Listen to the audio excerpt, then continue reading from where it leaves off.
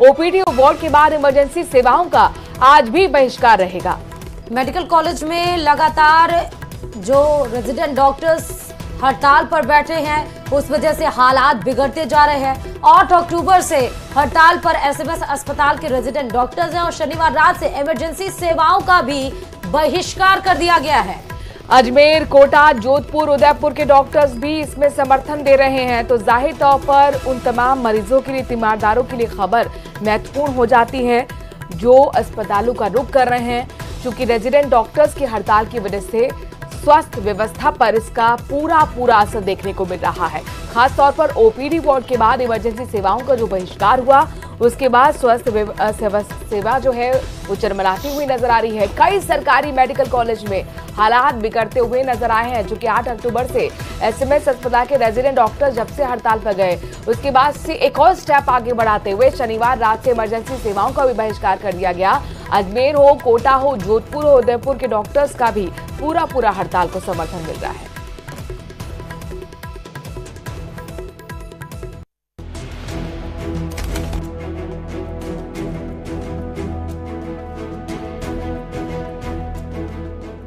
Resident doctors की हड़ताल, मरीज बेहाल।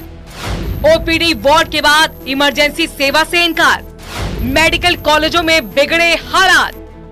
अस्पतालों में मरीजों की लंबी लाइनें और उम्मीद भरी नजर से अपनी बारी का इंतजार करते मरीज बेहाल हैं।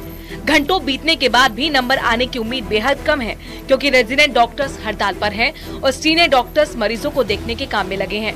राजधानी जयपुर के सरकारी अस्पतालों में भर्ती मरीजों के सामने फिर मुसीबत खड़ी हो गई है। प्रदेश के सबसे बड़े एसएमएस मेडिकल कॉलेज में रेजिडेंट डॉक्टर्स हड़ताल पर हैं और इस हड़ताल के चलते मरीजों की दिक्कतें जो है वो काफी बढ़ी हुई है। हालांकि सीनियर डॉक्टर्स ने मोर्चा संभाल रखा है, लेकिन मेडिसिन ओपीडी में किस प्रकार के हालात हैं ये आपको तस्वीरों के जरिए दिखाते हैं। भारी भीड़ जो है वो इस वक्त देखने को मिल रही है। मैं शिरसी पांचावाला से आई हूँ, 2-3 चक्कर लगा लिए। 4 डॉक्टर होते हैं, उसमें से एक भी होता है, कई बार एक भी नहीं होता। छुट्टी करी 3, जब भी मैं खाली हाथ चले गया था कि सब 9 से 11 कि डॉक्टर नहीं बैठ रहे। देखिए, स्ट्राइक है आज। वैसे सोमवार रहता है मौसमी बीमारियों में मेडिसिन का आउटडोर अमूमन भी बहुत ज़्यादा, जो मेडिसिन की ओपीडी है 2-2.5 हज़ार चल रही है। इस हॉल में जैसे आप देख पा रहे हैं सारी चीज़ें, हमारे सीनियर डॉक्टर्स ने मोर्चा संभाले हुए हैं। सारी चीज़ें रेगुलर वही सीनियर डॉक्टर्स बैठते हैं। रेजिडेंट के होने से फ़ायदा रहता है, जाँच लिख देते हैं, सारी चीज़ रहती है। मैं ये बात, इस बात के लिए स्ट्राइक करना किसी भी मांग के लिए जस्टिफाइड बिल्कुल नहीं है, और जबकि सरकार बहुत ज़्यादा संवेदनशील है। मंत्री जी ने खुद ने इनसे बात की, जो हमारे विभाग के मुखिया हैं, और उन्होंने इनकी हर बात का मतलब जो भी इनको जेन्युइन बातें लगी उनको कंसीडर करने के लिए कहा। 8 अक्टूबर से जयपुर में रेजिडेंट डॉक्टर्स अलग अलग मांगों को लेकर हड़ताल पर थे। इस बीच प्रदेश के सभी सरकारी मेडिकल कॉलेज के डॉक्टर्स ने 2-2 घंटे का कार्य बहिष्कार का फैसला भी लिया था। हालांकि इससे पहले डॉक्टर्स ने इमरजेंसी सेवाओं को इस दायरे में नहीं रखा, लेकिन शनिवार रात से ओपीडी और वार्ड सेवा के साथ इमरजेंसी सेवाओं का भी बहिष्कार कर दिया गया, जिसके चलते इमरजेंसी में भी हालात बिगड़ने लगे हैं। वहीं एसएमएस मेडिकल कॉलेज के साथ अब अजमेर, कोटा, जोधपुर और उदयपुर के रेजिडेंट डॉक्टर्स भी कार्य बहिष्कार के समर्थन में आ गए हैं। इस मौसम में जबकि बड़ी तादाद में लोग बीमार हैं, रेजिडेंट डॉक्टर्स का हड़ताल पर जाना कहीं के लोगों के लिए परेशानी का सबब बना हुआ है। और ये कितनी देर से वेट कर रहे हैं? आधा घंटा हो गया, 1-2 घंटा हो गया। हमारा कोई पूछने वाला भी नहीं है यहाँ। 3 घंटे 9 बजे से मैं लाइन में खड़ा हुआ, बार से लोग आ रहे हैं और अंदर जा रहे हैं। हमारे को टोकन लेके बैठा दिया यहाँ पे। हड़ताल पे उसका बड़ा असर दिख रहा है। सर, हमारे को परेशान हो गए, 3 घंटे से लाइन में खड़े हैं। करीब 14 दिन से रेजिडेंट डॉक्टर्स अपनी मांगों को लेकर कार्य बहिष्कार कर रहे हैं, लेकिन अब रेजिडेंट डॉक्टर्स ने पूर्ण कार्य बहिष्कार शुरू कर दिया है। डॉक्टर्स का आरोप है कि सरकार उनकी मांगों को गंभीरता से नहीं ले रही है। यही वजह है कि अब रेजिडेंट डॉक्टर्स को दूसरे जिलों में डॉक्टर्स का समर्थन मिलने लगा है। अजमेर के जेएलएन अस्पताल में भी रेजिडेंट डॉक्टर्स दूसरे दिन भी कार्य बहिष्कार पर रहे। दूसरे दिन के कार्य बहिष्कार पे जाने के बाद आपको नज़ारे हम दिखाना चाहेंगे। ये जो है संभाग का सबसे बड़ा जेएलएन अस्पताल है, जहाँ पर लाइनें लंबी बनी हुई है। रियलिटी चेक के लिए न्यूज़ 18 की टीम यहाँ पर पहुँची है, आपको दिखाएंगे अंदर के नज़ारे। अजमेर में करीब 600 से अधिक जो रेजिडेंट के डॉक्टर हैं वो हड़ताल पर चल रहे हैं। 2 घंटा हो गया। 2 घंटे हो गए। क्या परेशानी आ रही है? क्या आप जो तमाम जो लोग खड़े हैं यहाँ पर कितनी देर से खड़े हो माता जी? कितनी देर हो गई खड़े हुए? 15 तो बाद देर हुई है, अच्छी लगी। बहुत देर हो गई है, इनको भी बहुत देर हो गई है। आप बताएं कहाँ से आए? 1.5 घंटा हो गया। क्या दिखाने आए? दिखाने आए थायराइड, हाथ पैरों में दर्द है। 1.5 घंटा हो गया खड़े हुए। दोबारा लंबा लगाया, मतलब ये लगे हुए थे पहले तो दोबारा लंबा लगाया। रेजिडेंट डॉक्टर्स की हड़ताल और कार्य बहिष्कार के बीच आपको ये जानना भी जरूरी है कि आखिर ये हड़ताल क्यों की जा रही है। दरअसल एसएमएस अस्पताल के डॉक्टर्स चाहते हैं कि राज्य सरकार ने रेजिडेंट डॉक्टर्स की बेहतरी के लिए जो समझौते किए थे उन्हें लागू किया जाए। डॉक्टर्स का कहना है कि पहली हड़ताल को खत्म हुए 50 दिन बीत चुके हैं, लेकिन सरकार ने उनकी मांगों पर गौर नहीं किया। इतना ही नहीं, सरकार को 2 बार रेजिडेंट डॉक्टर्स की तरफ से अल्टीमेटम भी दिया गया। डॉक्टर्स की मांगों पर गौर करें तो ये चाहते हैं कि सभी मेडिकल कॉलेज में सुरक्षा व्यवस्था पुख्ता की जाए, समय पर भत्ते में इजाफा किया जाए, साथ ही इंक्रीमेंट भी हो, बॉन्ड पॉलिसी में बदलाव किए जाएं, सभी रेजिडेंट डॉक्टर्स को एचआरए दिया जाए, शेष मेडिकल ऑफिसर पदों की भर्ती की जाए, कॉलेज में जिन डॉक्टर्स में पीजी होते हैं उनमें सभी में जेएसएसएस पद बनाए जाएं, अकादमिक और गैर अकादमिक एसआर की तनख्वाह की कमियां दूर की जाएं। एसएमएस अस्पताल के रेजिडेंट डॉक्टर्स का साफ कहना है कि जब तक उनकी मांगे पूरी नहीं होंगी हड़ताल जारी रहेगी। पहले जहां इमरजेंसी सेवा हड़ताल के दायरे से बाहर रखी गई थी, वहीं अब इमरजेंसी सेवाओं से भी डॉक्टर्स ने हाथ खड़े कर दिए हैं। ऐसे में एक तरफ मौसमी बीमारियों के चलते बढ़ते मरीज तो दूसरी तरफ डॉक्टर्स की हड़ताल। ऐसे में जरूरी है कि सरकार कुछ जरूरी कदम उठाए ताकि मरीजों और डॉक्टर्स की समस्याएं खत्म हो पाएं। Bureau report, news 18 Rajasthan.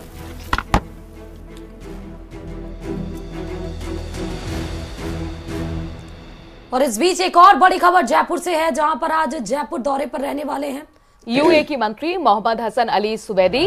आज दोपहर करीब 12 बजे जयपुर पहुंचेंगे। राइजिंग राजस्थान इन्वेस्टमेंट समिट को लेकर मुख्यमंत्री से मुलाकात प्रस्तावित है। दोपहर 1 बजे सीएम अजय लाल शर्मा से मुलाकात प्रस्तावित है। तो जयपुर राजधानी से बड़ी खबर, महत्वपूर्ण खबर ये कि जयपुर दौरे पर आज यूएई के मंत्री मोहम्मद हसन अल सुबैदी पहुंचने वाले हैं। दोपहर करीब 1 बजे के आसपास ये मीटिंग होगी। 12 बजे जयपुर पहुंचेंगे और साथ ही राइजिंग राजस्थान इन्वेस्टमेंट समिट को लेकर बताया जा रहा है कि महत्वपूर्ण मीटिंग मुख्यमंत्री के साथ होने वाली है। 1 बजे का वक्त रखा गया है जब मुख्यमंत्री की मुलाकात यूएई के मंत्री मोहम्मद हसन अल सुबैदी से होगी। तो कुल मिलाकर यूएई के मंत्री का मोहम्मद हसन अली का यहाँ पर दौरा जो है काफी महत्वपूर्ण माना जा रहा है। खासतौर पर राइजिंग राजस्थान को लेकर ये बैठक होने वाली है। राइजिंग राजस्थान को लेकर लगातार जो है मुख्यमंत्री विदेश दौरे पर भी रहे, हाल ही में वो वापस लौटे हैं और इन्वेस्टर्स समिट में हिस्सा ले रहे हैं। इसी कड़ी में आज एक और महत्वपूर्ण बैठक यूएई के मंत्री मोहम्मद हसन अल सुबैदी के साथ 1 बजे होगी।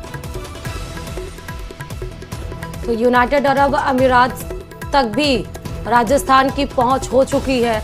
न सिर्फ जापान, कोरिया, जर्मनी को पार्टनर और लंदन बल्कि यूएई भी कहीं ना कहीं इंटरेस्टेड है राइजिंग राजस्थान यानी कि राजस्थान में इन्वेस्टमेंट को लेकर। सीकर का रुक रहे जहां पर आग का तांडव देखने को मिला है। महामंदिर रोड पर दुकान में भीषण आग लग गई। फोटो फ्रेम दुकान में आग की लपटें देखकर हड़कंप मच गया। आग लगने से लाखों का माल जलकर राख हो गया। दमकल विभाग ने कड़ी मशक्कत के बाद आग पर काबू पा लिया है। आग लगने के कारणों का अभी तक खुलासा नहीं हो पाया है। महामंदिर रोड पर दुकान में आग का तांडव देखने को मिला। तस्वीरें आपको दिखा रहे हैं, किस तरह से देख सकते हैं आग की लपटें कितनी तेज, धुएं का गुबार आसमान को छूता हुआ। दमकल की गाड़ियां फौरन पहुंची। कड़ी मशक्कत के बाद और काफी घंटे के बाद आग पर इस विकराल रूप भरे आग पर काबू पाया गया। आग लगने का कारण क्या है अभी इसका खुलासा नहीं हो पाया। फोटो फ्रेम की ये दुकान है जिसमें आग लगी है। आग लगने के बाद से आसपास के जो लोग थे, जो दुकानें थी, उसमें हड़कंप मच गया। देर रात की ये घटना है, सीकर में आग का तांडव और उसकी तस्वीरें। तो महामंदिर रोड पर दुकान में भीषण आग की तस्वीरें आपको हम दिखा रहे हैं, जहां पर पूरी दुकान धू धू कर जलती हुई है और काफ़ी नुकसान यहां पर बताया जा रहा है कि मालिक को हुआ है। हालांकि आग कैसे लगी अभी तक ये कारण स्पष्ट नहीं हो पाए हैं, लेकिन आग को बुझाने में कड़ी मशक्कत करनी पड़ी है। फोटो फ्रेम की दुकान जहां पर ये आग लगी है, लाखों का माल जलकर खाक हो गया। और इस बीच बीकानेर से भी बड़ी खबर है, जहां सड़क हादसे में 2 लोगों की मौत हो गई। श्री डूंगरगढ़ में कैंपर और ट्रेलर के बीच में भीषण टक्कर हो गई है और वहीं कैंपर के परखच्चे उड़े हैं। कैंपर सवार 2 लोगों की इसमें मौत तक हुई। क्रेन की मदद से कैंपर को ट्रेलर से बाहर निकाला गया, नीचे से निकाला गया है। सरदार शहर रोड तवर होटल के सामने की घटना है। पुलिस ने मृतकों के शवों को मोर्चरी में रखवाया। ये देखिए, घटनास्थल की तस्वीरें भी आ गई हैं। रात की घटना, सड़क हादसे में 2 लोगों की मौत की जानकारी मिल रही है। श्री डूंगरगढ़ में कैंपर और ट्रेलर, इन दोनों वाहनों के बीच में भीषण टक्कर हुई। टक्कर इतनी जबरदस्त थी कि कैंपर के परखच्चे उड़ गए और कैंपर में सवार 2 लोगों की मौत भी हो गई। क्रेन की मदद से कैंपर को ट्रेलर से नीचे से निकाला गया है। मतलब कैंपर और ट्रेलर की इतनी जबरदस्त तरीके से टक्कर हुई थी कि कैंपर ट्रेलर के नीचे आ गया था। सरदार शहर रोड तवर होटल के सामने की यह हादसे की तस्वीरें। मृतकों के शवों को मोर्चे में रखवाया गया है। 2 लोगों की सड़क हादसे में मौत। बीकानेर से सड़क हादसे की जानकारी। राजधानी जयपुर से बड़ी खबर है। आज से राजस्थान सीईटी परीक्षा शुरू हो रही है। आज से 24 अक्टूबर तक सीईटी की परीक्षा होगी। 28 जिले मुख्यालयों में 5,886 केंद्रों पर यह परीक्षा का आयोजन होगा। कुल 18,63,156 अभ्यर्थी इसमें पंजीकृत है, यानी रजिस्टर्ड है। सुबह 9 बजे से दोपहर के 12 बजे तक पहली शिफ्ट और दूसरी शिफ्ट शाम को, मतलब वही दोपहर के 3 बजे से शाम को 6 बजे तक एग्जाम होगा। 2 शिफ्ट में एग्जाम होंगे और उसकी टाइमिंग भी 9 से 12 ए शिफ्ट की है और बी शिफ्ट यानी 3 से 6 बजे तक ये एग्जाम होंगे। राजस्थान स्टाफ सिलेक्शन बोर्ड ने ये निर्देश जारी किए हैं। तो आज से राजस्थान सीईटी की परीक्षा है और आज से 24 अक्टूबर तक ये सीईटी की परीक्षा चलेगी। 28 जिलों के 5,886 केंद्रों पर परीक्षा केंद्र बनाए गए हैं, जिस पर एग्जाम्स होंगे। तो जयपुर से बड़ी खबर, आज से राजस्थान कॉमन एलिजिबिलिटी टेस्ट परीक्षा का आयोजन हो रहा है। 24 अक्टूबर तक ये परीक्षा आयोजित होगी। 28 जिले मुख्यालयों में 5,886 केंद्रों पर सुरक्षा व्यवस्था को जबरदस्त तरीके से यहाँ पर तैनाती लोगों की, यहाँ पर पुलिसकर्मियों की हो गई है और इस खबर पर लगातार नजर बनी रहेगी। आगे आपको अपडेट्स देते रहेंगे। फिलहाल खबरों में आगे बढ़ रहे हैं। चलिए, दिल्ली से आपको खबर बता रहे हैं, जहां दिल्ली में बढ़ते प्रदूषण की वजह से ग्रैब का स्टेज 2 लागू किया जाएगा। ग्रैब 2 आज सुबह 8 बजे से लागू हो जाएगा। दिल्ली का AQI लेवल 300 से ऊपर होने पर यह आदेश जारी किया गया है। ग्रैब 2 लगने के बाद दिल्ली NCR में डीजल से चलने वाले जनरेटर पर रोक लग जाएगी। एयर क्वालिटी मैनेजमेंट कमीशन ने NCR और आसपास के क्षेत्रों में बढ़ते प्रदूषण को देखते हुए यह आदेश जारी कर दिए हैं। ग्रैब 2 लागू होने के बाद दिल्ली में प्राइवेट गाड़ियों के इस्तेमाल को कम करने के लिए पार्किंग फीस को बढ़ाया जाएगा। साथ ही CNG और इलेक्ट्रिक बसों और मेट्रो की सर्विस को भी बढ़ाया जाएगा। तो आज से ही ग्रैब 2 का स्टेज, मतलब ग्रैब का स्टेज 2 लागू किया जाएगा। दिल्ली की हवा जहरीली हो चुकी है। AQI एयर क्वालिटी इंडेक्स 300 के पार पहुंच चुका है। यमुना नदी की भी हम वो तस्वीरें दिखा रहे थे, जहां झाग का लेवल, गंदगी का लेवल आपको बढ़ता हुआ नजर आ रहा था। यमुना नदी मानो ग्लेशियर बन चुका हो, इस तरह से तस्वीरें निकल आई थी। दिल्ली NCR में ग्रैब 2 लागू हुआ है। मेट्रो की सर्विसेज को बढ़ा दिया जाएगा। जो गाड़ियों का रफ्तार कम हो सके सड़कों पर, इसीलिए वहां पर जो पार्किंग के चार्जेस रखे जाएंगे वो कम किए, मतलब उसको बढ़ा दिए जाएंगे ताकि प्राइवेट गाड़ियों का इस्तेमाल कम हो सके। इसलिए पार्किंग फीस को बढ़ाया जाएगा और CNG, इलेक्ट्रिक बसों और मेट्रो की सर्विसेज को भी बढ़ाया जाएगा। 13 नवंबर को प्रदेश की 7 सीटों पर होने वाले उपचुनाव को लेकर सभी दल जोर शोर से तैयारी में लगे हैं। उम्मीदवारों के चयन को लेकर जयपुर में कांग्रेस प्रदेश स्तरीय ऑर्डिनेशन कमेटी की भी बैठक हुई, जिसमें उम्मीदवारों के नाम पर मंथन किया गया और बैठक के बाद PCC चीफ गोविंद सिंह डोटासरा ने बड़ा बयान दिया। उन्होंने साफ कर दिया है कि उपचुनाव कांग्रेस अपने दम पर लड़ेगी, किसी के साथ कोई गठबंधन नहीं। क्या है पूरा मामला, देखिए रिपोर्ट में।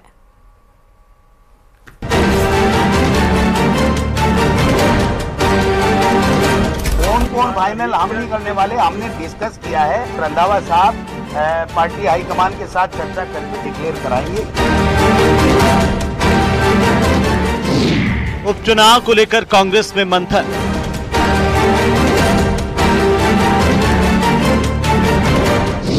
प्रत्याशियों के चयन पर महामंथन।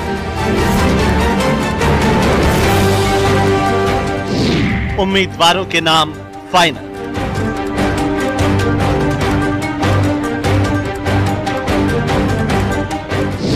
आला कमान लगाएगा आखिरी मोहर।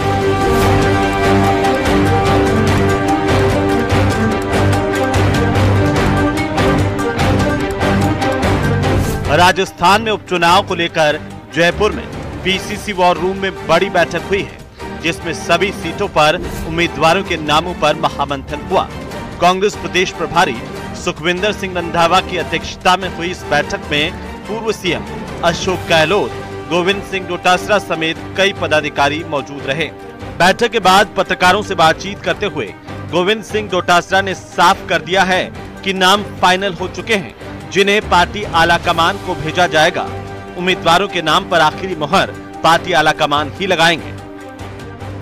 हम 7 सीटों के ऊपर हमारी तैयारी है, हमारे कैंडिडेट हमने तय कर लिए हैं, बात कर ली है। जो भी आला कमान को हम प्रस्तावित नाम भेजेंगे, पैनल भेजेंगे, उसमें चर्चा कर लिए। किसी तरीके का कोई गठबंधन किसी से हमारा प्रदेश लेवल पे नहीं है।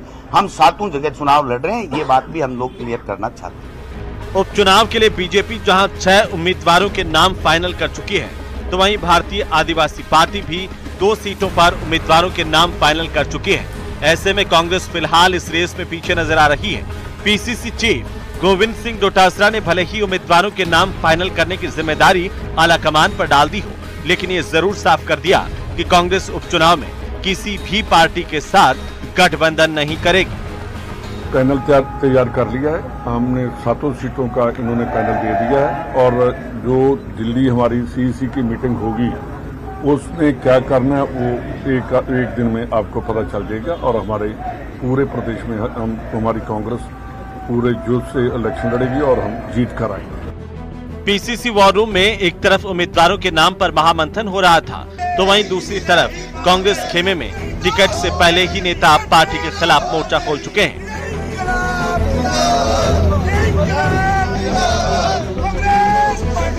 झुंझुनू विधानसभा सीट पर मुस्लिम न्याय मंच अल्पसंख्यक को टिकट देने की मांग की गई है। कांग्रेस नेता और मदरसा बोर्ड के अध्यक्ष एमडी चौबदार अपने समर्थकों के साथ कांग्रेस वॉर रूम के बाहर प्रदर्शन करने पहुंच गए। राजस्थान उपचुनाव में कांग्रेस से एक मुस्लिम उम्मीदवार के लिए टिकट की मांग की जा रही है। आप देख सकते हैं कि यहाँ पर वॉर रूम में जब बैठक जारी है तो यहाँ पर लोग पहुंचे हैं, ये मांग कर रहे हैं कि एक टिकट माइनॉरिटी का बनता है। माइनॉरिटी जब खुलकर के वोट करती है तो इन लोगों को टिकट दिया जाता है। कहाँ से हैं आप, क्या मांग कर रहे हैं? सर, हम 75 साल से कांग्रेस का वफादार वोटर हैं। किसके लिए मांग कर रहे हैं, कौन उम्मीदवार है? उम्मीदवार है, हम किसी व्यक्ति विशेष के लिए नहीं आए हैं। वोट देंगे नहीं देंगे? वोट नहीं देंगे, वोट नहीं देंगे अगर नहीं सुनेंगे तो हमारी। अगर टिकट नहीं मिला तो माइनॉरिटी वोट नहीं करेगी? वोट नहीं देंगे। कितने साल से दिया? 70 साल से कंट्री वोट देते आ रहे हैं और हमेशा मांग करते हैं, नहीं टिकट देते, अब की और वोट नहीं देंगे। बिल्कुल, तो ये एक बड़ी चेतावनी है कांग्रेस के कोर वोटर्स की झुंझुनू सीट जो कि माइनॉरिटी बाहुल्य सीट है, तो अगर टिकट नहीं मिला तो इस बार बाइकाट किया जाएगा। बहरहाल टिकट बंटवारे से पहले ही कांग्रेस नेताओं ने मोर्चा खोल दिया है। ऐसे में टिकट बंटवारे के बाद क्या हाल होगा, ये अंदाजा लगाया जा सकता है। बहरहाल 25 अक्टूबर नामांकन की आखिरी तारीख है। ऐसे में उम्मीद की जा सकती है कि किसी भी वक्त कांग्रेस उम्मीदवारों के नाम फाइनल कर सकती है। जयपुर से न्यूज़ 18 राजस्थान के लिए अरबाज अहमद की रिपोर्ट। और खबरों में आगे बढ़ते हुए आपको बताते चले, एसआई भर्ती परीक्षा 2021 को रद्द करने की मांग हर दिन तेज होती जा रही है और इसको लेकर जोरदार विरोध प्रदर्शन भी हो रहे हैं। सोमवार को भी राजधानी जयपुर में युवा बेरोजगारों ने इसको लेकर विरोध प्रदर्शन किया। क्या कुछ मामला है, देखिए इस रिपोर्ट में।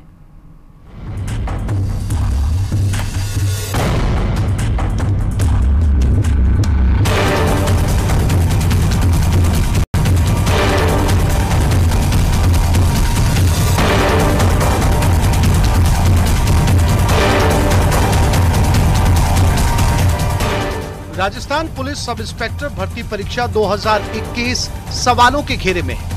एक तरफ एसआई की ट्रेनिंग कर रहे सफल अभ्यर्थियों के परिजन इस परीक्षा को रद्द नहीं करने की मांग कर रहे हैं, तो वहीं अब युवा बेरोजगारों ने भी इस परीक्षा को रद्द करने की मांग को लेकर मोर्चा खोल दिया है।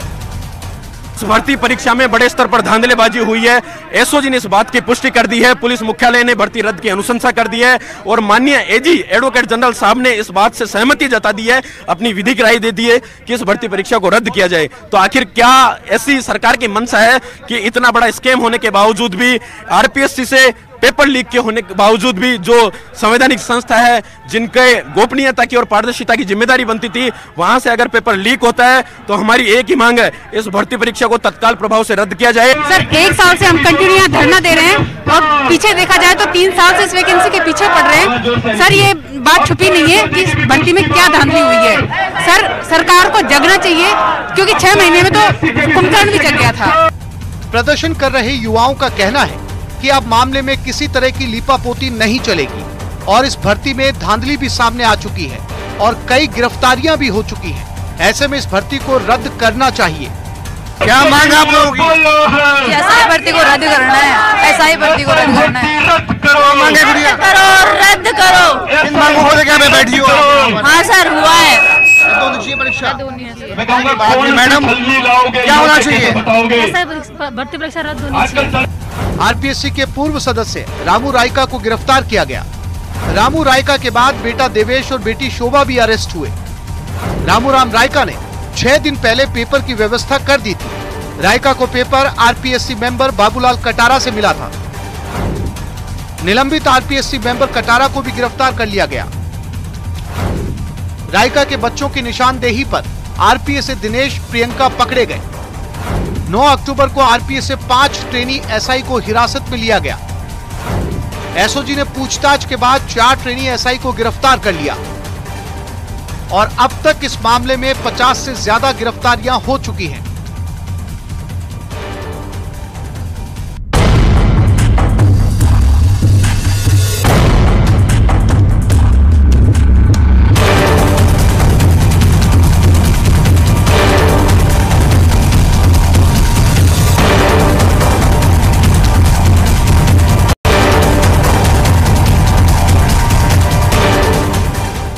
कहना है कि बजरंग सरकार किसी भी तरीके से इस परीक्षा को रद्द करे, उन्हें न्याय दे और आने वाले दिनों में सरकार का फैसला क्या होगा, मुख्यमंत्री का फैसला क्या होगा, ये वक्त ही बताएगा। कैमरा पर्सन अविनाश के साथ विष्णु शर्मा, न्यूज़ 18 राजस्थान, जयपुर।